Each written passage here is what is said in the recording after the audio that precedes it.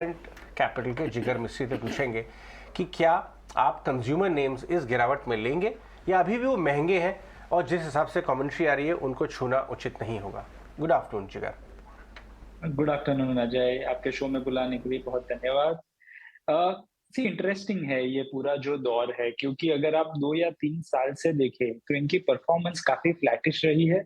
और ये जो मानने से हम चल रहे थे 2014 से 2019 के बीच में जो इनकी परफॉर्मेंस रही वो काफी स्पेक्टेक्युलर थी। उस समय आपका broadly commodity price index negative था, करीब 35% गिरा है उस 5 साल में। और क्रूड भी करीब 30% के आसपास गिरा है। तो इस समय ये जो सारी कंजम्पशन नेम्स थे जिसमें कोई कॉस्ट प्रेशर नहीं था, तो all the price increases they to वो फ्लो हुआ है आपके पीबीटी लाइन पे, जिसका फायदा इनकी वैल्यूएशंस में भी हुआ है।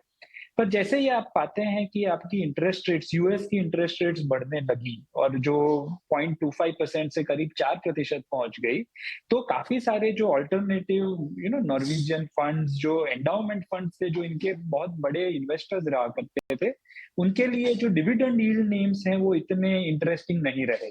तो काफी सारी एक कंपनीज में डिविडेंड यील्ड्स की स्टोरी होती थी, वो इंटरेस्टिंग नहीं रहे, जिसके कारण थोड़ी सी डी रेटिंग होना शुरू हुआ या 2 या 3 साल में।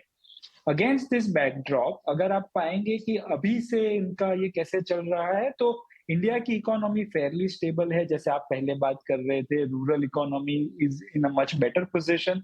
तो रूरल फेसिंग जो भी बिजनेसेस हैं उसमें थोड़ी सी इंटरेस्ट वापस आ सकता है। अर्बन मेरे हिसाब से थोड़ा फ्लैटिश रहेगा। पेंट की इंडस्ट्री आपने बात करी, वो मुझे लग रहा है कि थोड़ा सप्लाई का भी इतना इश्यू है जितना डिमांड का है।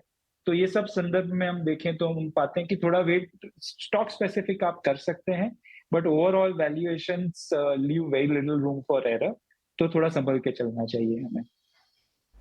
ओके, ऑलराइट, थोड़ा संभल कर चलने की बात यहाँ हो रही है, लेकिन बैंक्स, क्योंकि एंटिसिपेशन भी थी जिगर कि बैंक्स और फाइनेंशियल्स इस क्वार्टर में भी, Q3 में अच्छे रिजल्ट्स पेश कर सकते हैं। और अब तक जो नंबर्स आए हैं, HDFC बैंक को, small banks like bank of Maharashtra, union bank को अच्छे सॉलिड नंबर्स आ रहे हैं।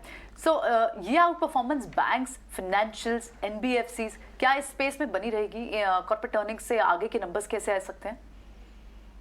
प्रियंका जी, फाइनेंशियल्स अगर आप 2022 का साल देखें, कैलेंडर ईयर 22, तो उसमें हमने पाया है कि निफ्टी की जो अर्निंग्स ग्रोथ हुई है वो फाइनेंशियल्स के चलते ज्यादातर हुई है। और इसमें हमने शायद लास्ट टाइम भी बात करी थी कि 2015 के बाद जो आपका पूरा इकोसिस्टम चेंज हुआ है उसमें काफी फायदा हुआ है। आपकी जितनी कॉर्पोरेट लॉसेस थी वो रिकग्नाइज कर ली गई हैं। और रिटेल डेलिंक्वेंसी हमें कभी भी इतनी ज्यादा नहीं होती कि ब्रेक्स द बैंक, कोलोकियली स्पीकिंग। तो उस चक्कर में आपके जितने वैल्यू बैंक्स जो कम वैल्यूएशन पे थे उनकी री रेटिंग हुई।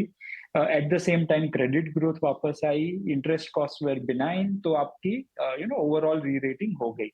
अब उसका एक वो एक साइकिल चला कि पहले आपके आईसीआईसीआई बैंक और एक्सिस बैंक चले, उसके बाद एसबीआई जो 0.3 टाइम्स पे था वो 1 टाइम हो गया।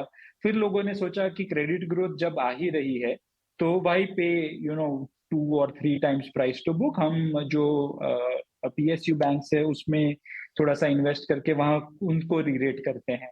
और अभी मुझे लगता है कि मेजोरिटी वो एक्शन सब खत्म हो गया है।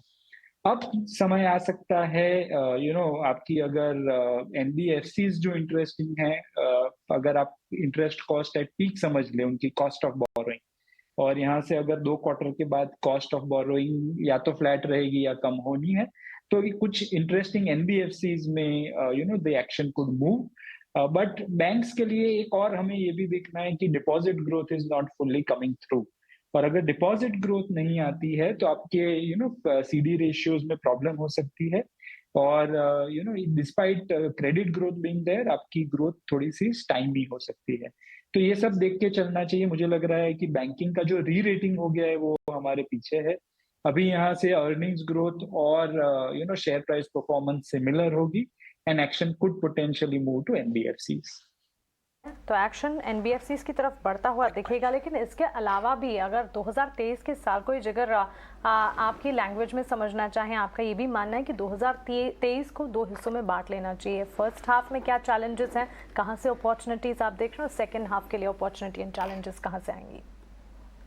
जी मानसी, नमस्कार। अब सी 2023 मैंने ये आर्टिकल भी लिखा था, could well be a story of two halves, क्योंकि इनिशियली हम पा रहे हैं कि अपनी मैक्रो इकोनॉमिक सिचुएशन खराब नहीं है, बट इतनी बढ़ती हुई बढ़िया भी नहीं है।